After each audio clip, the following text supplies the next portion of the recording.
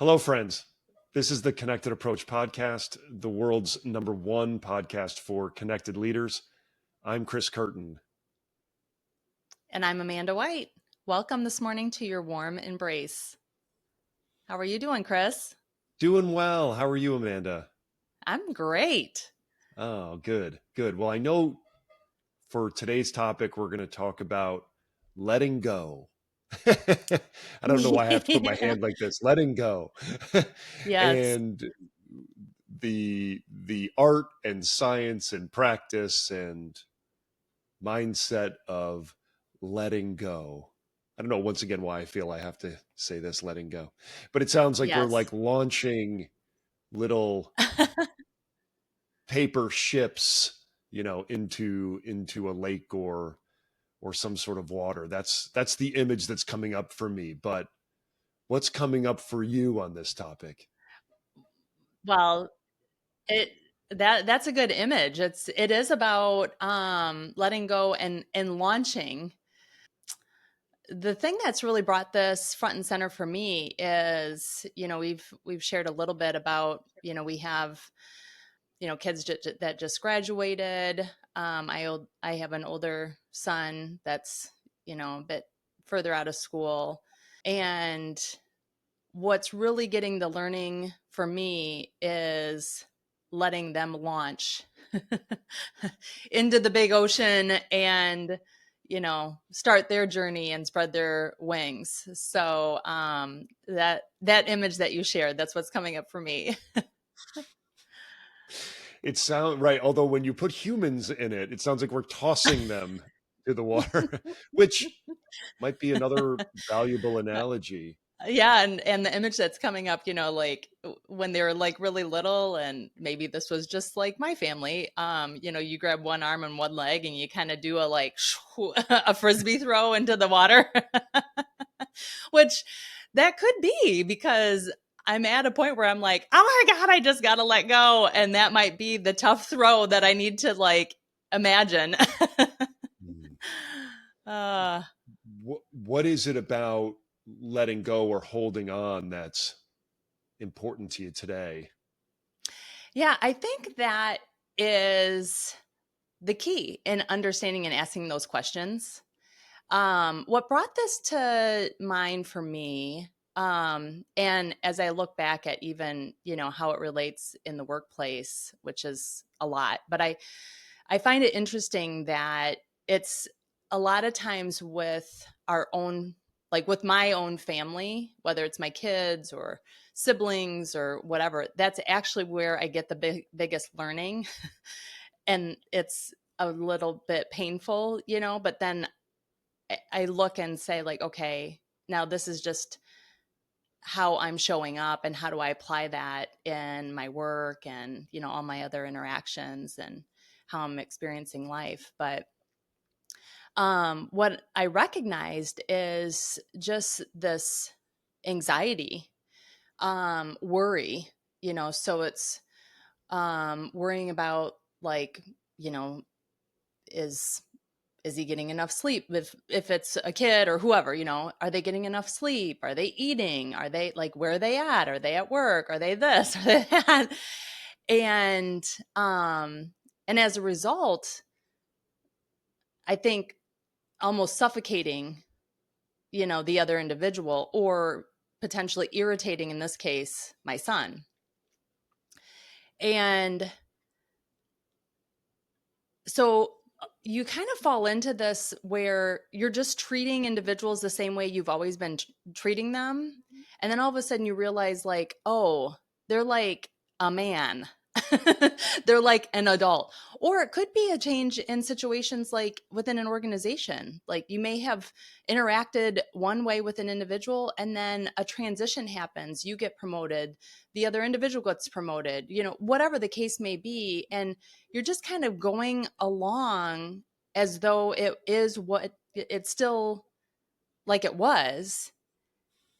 And then you start to recognize, in my case, I started to recognize, like, why is this like harder or making me feel a way that is either, name whatever emotion it is. If it's Worry, anxiety, fear, it's all fear based at the end of the day. But, um, and it's kind of like we've talked on previous episodes, I had to catch it first to be like, what is going on?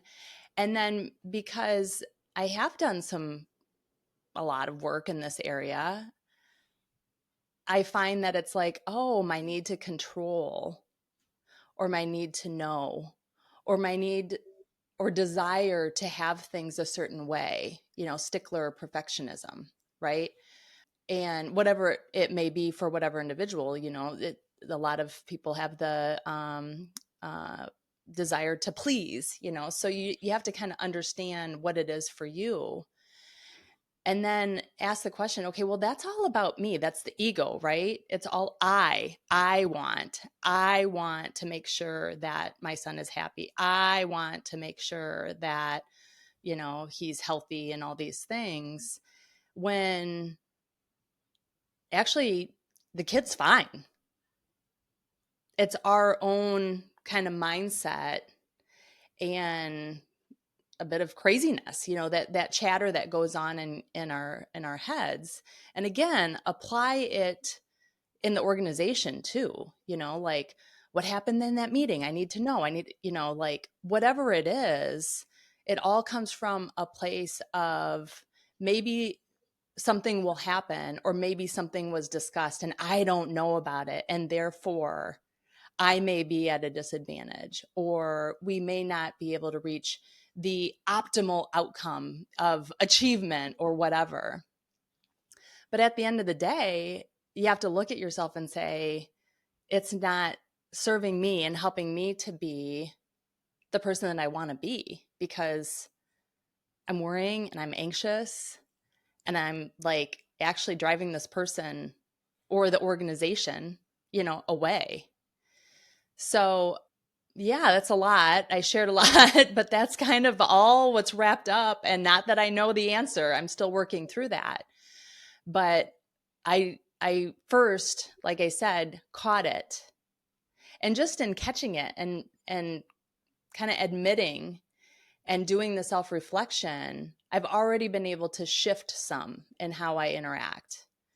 Not completely. It will continue to take practice and all of that. But like I said, I think that's a big lesson that I'm having to relearn, over and over, and how to let go. The opposite of launch is control or hold. Yeah. Hold, or opposite of letting go is hold. As you have been walking these steps through this, what has helped in terms of the control, Right. Yeah. focusing on that word? Yeah. Well, I think, again, it goes back to the overall mission, the North Star, right? And when it comes to a family member, in this case, my son, like, the biggest thing that I want is for him to know that I love him. And, but that doesn't necessarily mean that I have to, like, kind of figure out what that looks like. Right. And, like I said, even within an organization, the biggest thing is, just being able to, like, you just want to feel validated or appreciated, right? But then at the end of the day, again, I have to go back to, like, well, what does that mean? Like, is that because I want the high achievement, which is one of my top saboteurs? Is that really, do I really need that? Is it ego focused? Is it I focused? Where, so you kind of think at first you want that, but then in both of those situations, it's like, okay, well, the more I control my son, the more our relationship could be, like, not as um, awesome as it could be. And when it comes to me and how I want to be, it is creating anxiety and worry and micromanagement or kind of like this laser focus, which I don't want for myself either. Right. So you kind of look at yourself, like we talk about leading yourself. That's not how I want to show up. I don't want to be anxious. I don't want to worry about whatever it is. And as far as others or the circumstances, I don't want to come across controlling. And the thing that I think I might get from it actually is not. I'm going to like do the opposite, if that makes sense. So it's getting back, I mean, to answer, I guess, get back to your question, Chris. Again, it's being clear. Like you just get into these situations and then all of a sudden, again, you have to like say, wait a minute, this is not how I want to be. And so I had to go back to kind of more of a grounded state and say, it's not in alignment with what I've said I want to focus on and how I want to show up.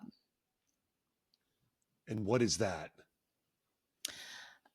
It's to be in a state, calmness comes across like very clearly. I just want to be in a state of peacefulness. So I'm not feeling like I am, and that's for me. That's mine because of where I'm at. I got to really be aware of the amount of cortisol I'm like pumping into my system and this, kind of go control, get the tick marks, have everything be perfect, kind of state.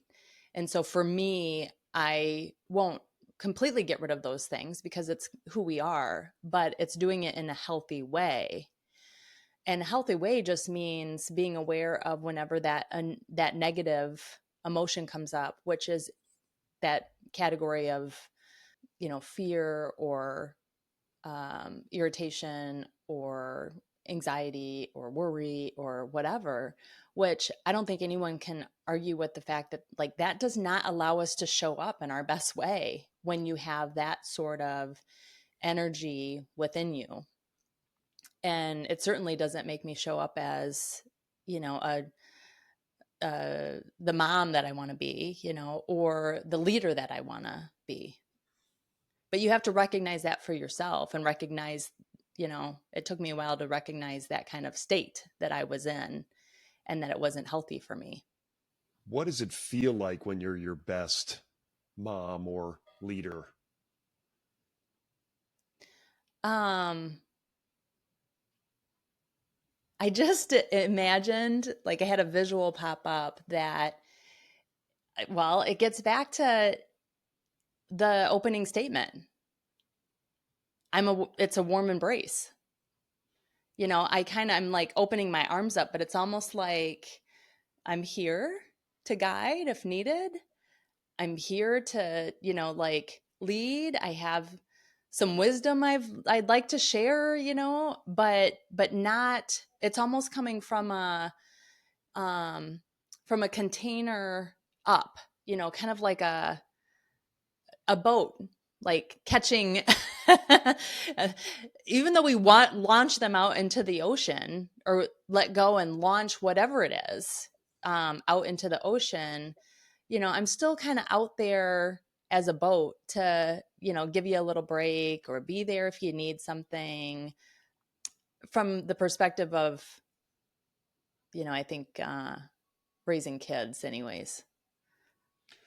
What do you control about the warm embrace?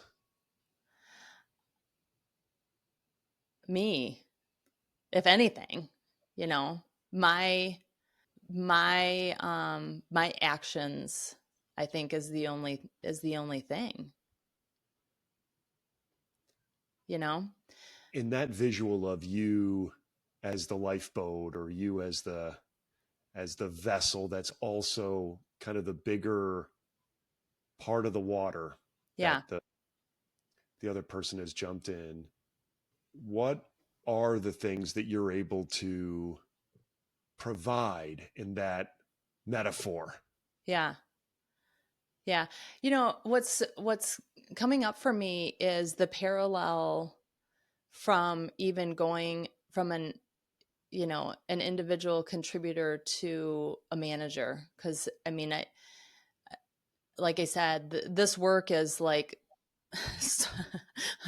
the work that we do at home or with ourselves is equally what we can take into the organization, right? And it's if I'm saying that I want to control, now I'm kind of getting to a point where I'm just kind of like overseeing. I'm not managing necessarily, but I'm just kind of like I'm there, I'm overseeing.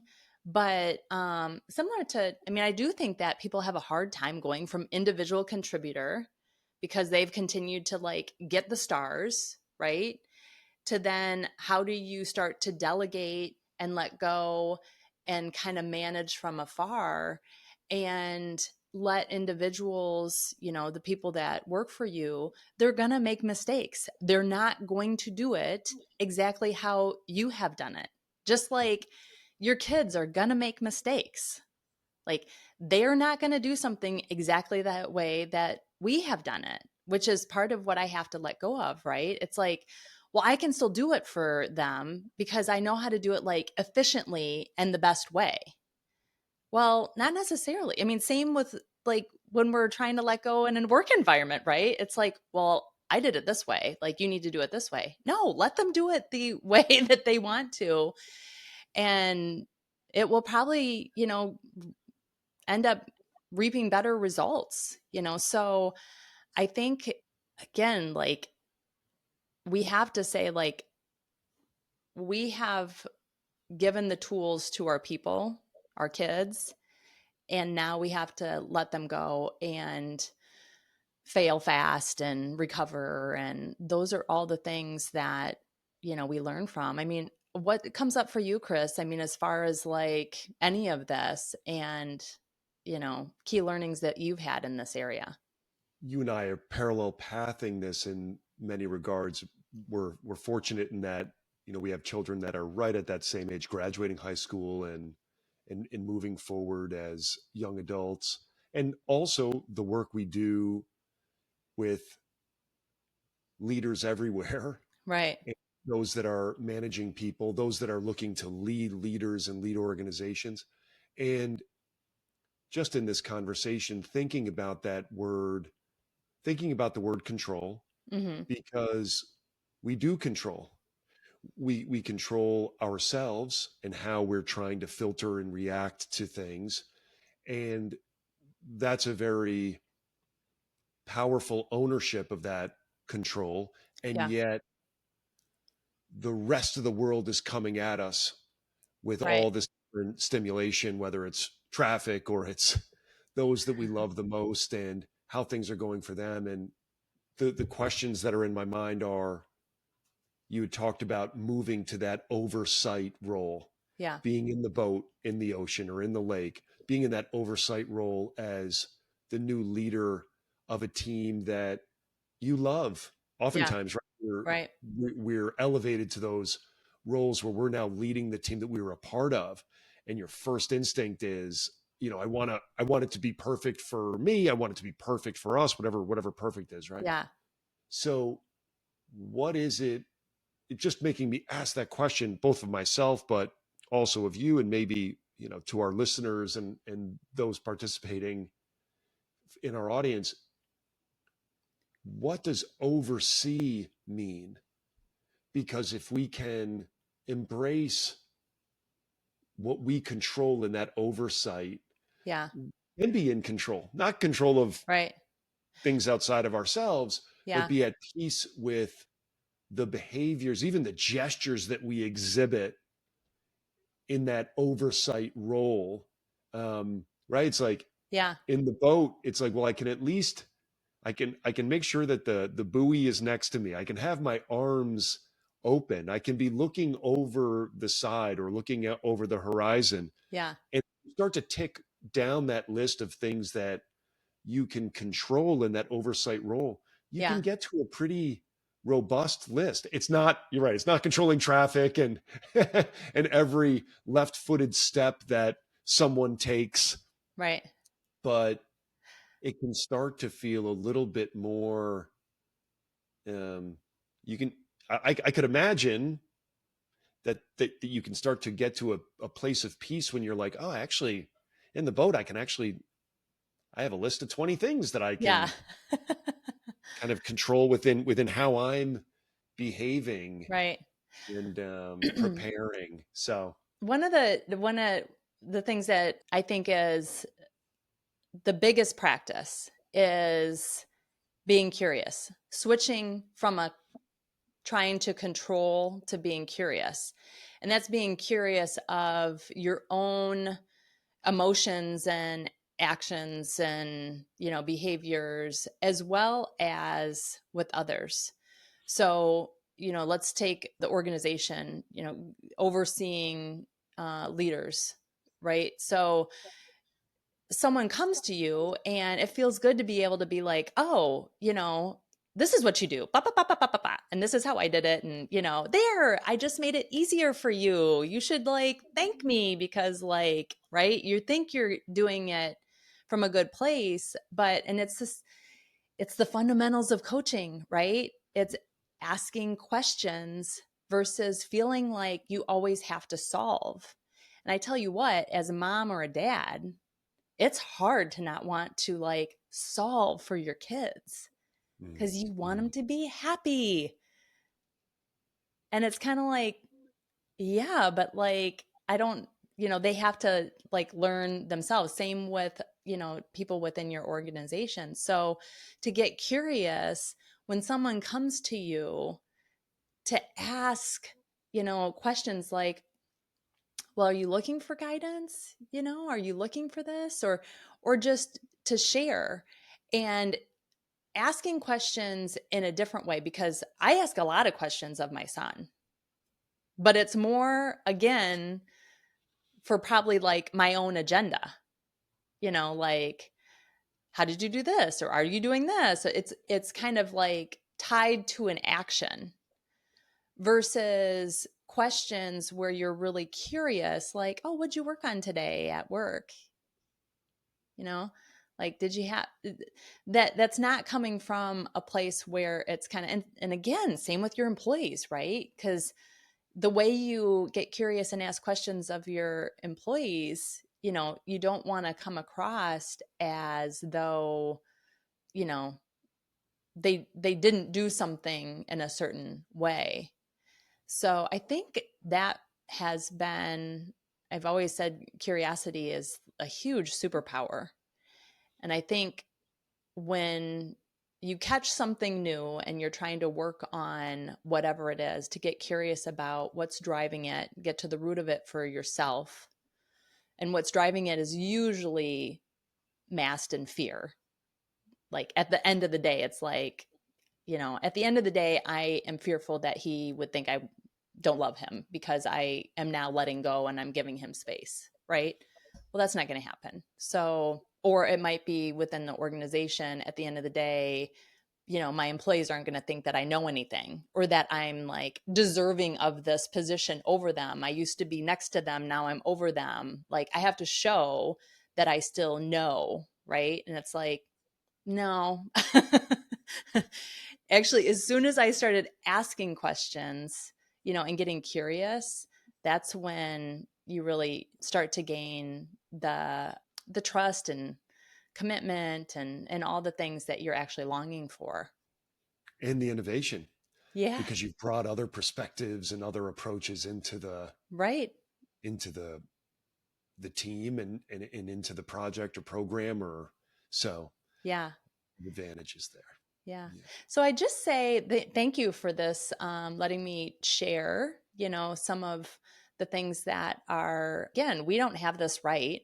We're learning ourselves and this is a learning I've had probably numerous times. It just keeps kind of going to a different level, right? Because I guess I need to like keep learning it because I think it is something like strong within me that I want to be that perfectionist and, you know, achieve or control. And you just have to be tuned in and very aware of like when you get into a state where it's like like and you're feeling yourself get worked up, it's like, okay, how do I kind of get back to center and say what's driving this, and like this isn't feeling good. And I appreciate being able to talk with you about it, because a lot of times it's like that's what coaching is, right, Chris? It's like being able to say, I have this thing and it's kind of all bound together. And how do I start to detangle it, tease it apart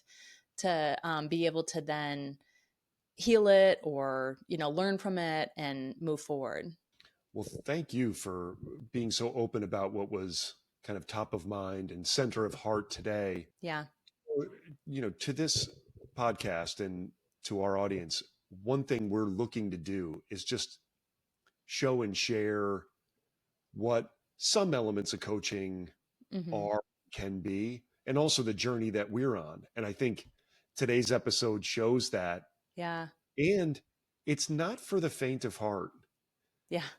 And for those that are not really searching to continue to untangle things, to your point. And it's not a search for perfection. It's just a search for knowing yourself and being satisfied Yeah. with how you're perceiving yourself and all the, once again, all the stimulation of our lives.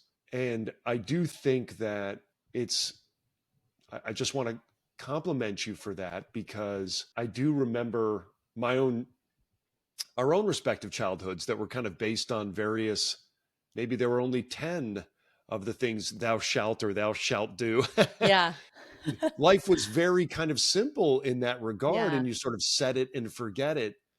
And that's not the way that it works. It's not the way I Right. want to live my life.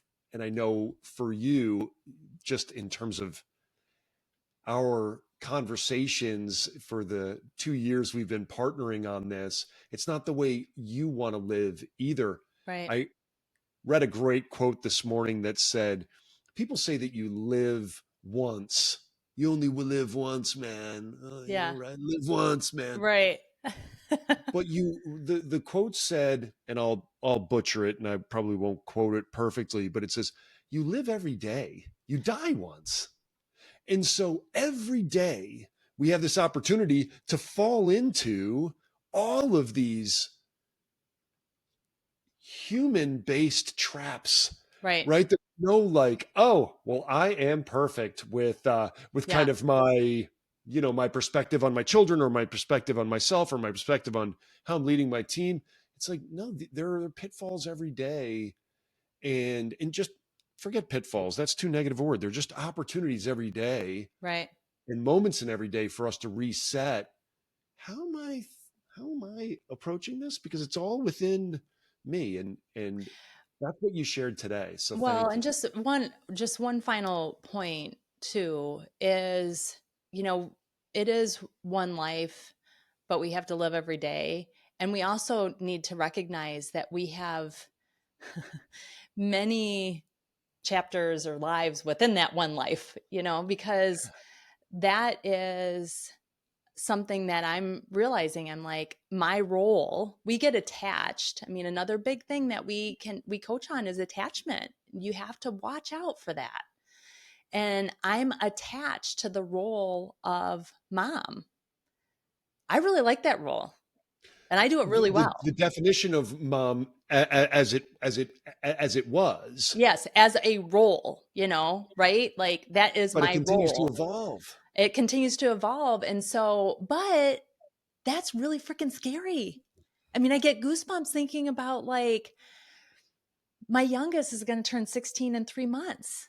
Once he gets in that car, like he doesn't need me anymore. Like I am a full-time taxi right now and I am loving it and I'm eating up every last minute of it. Because I know like my youngest, my last is going to not need me. And then who am I? Right? But so that's been where it's been being driven from. It's this scared, it's again fear based. Oh my gosh, like I am not going to be needed. And now I need to flip that. Same in an organization, right? Like As an individual contributor, you're like, I'm doing all this stuff, and now I have to like be a manager and be recognized. It's a different role. You have to be recognized. You're going to be like recognized or learn new things. So my role as mom, like that's scary to let go of. However, I'm starting to kind of get over the hump and say, wow, like what about the next 10, 20, 30 years? How freaking exciting is that? Like, what door am I going to be walking into? One that I don't have like, 3, 5 kids holding on to me, right? Oh my gosh. But you have to be able to walk through that door as a parent, as a leader in an organization. And so that's the work now to come, and that is not for the faint of heart. The evolution of the Yeah. definitions and of the roles and of the self, Yeah. which is, I can say you're beaming. Yeah, I So it's know. It is nothing because it short is of exciting. I've just now gotten to that point where I'm like, wow, like what is that going to look like? Instead of sulking, I mean, I've taken some time. Like, I think I've taken this last year to be like, oh my God, my middle son's a senior. Blah, blah, blah. But, it's like, suck it up, buttercup. It's time to move on. Like, well, well, the other thing I guess I would just say, and maybe this is a double episode, Brandy, but our producer, is like what you you'd said. My kids don't need me. It's like what is what's the definition of need? right. Because I'm still that lifeboat out there, right? It needs it, like, it's just going to be different. And so, what does that look like? I need to also recognize that how I interact with my oldest son, who is adulting, and my youngest son, and you're kind of like, you just kind of apply the same, parenting to all of them. And it's like, I guess I should stop calling him buddy. He's like, I don't know. Please don't start calling him sir. Yeah. Right. Well, Anyways, thank you. well, thank you, Amanda. Thanks for our conversation. As for our listeners, we look forward to talking with you again soon. Until then, lead well, my friends. And stay true to you. Take care.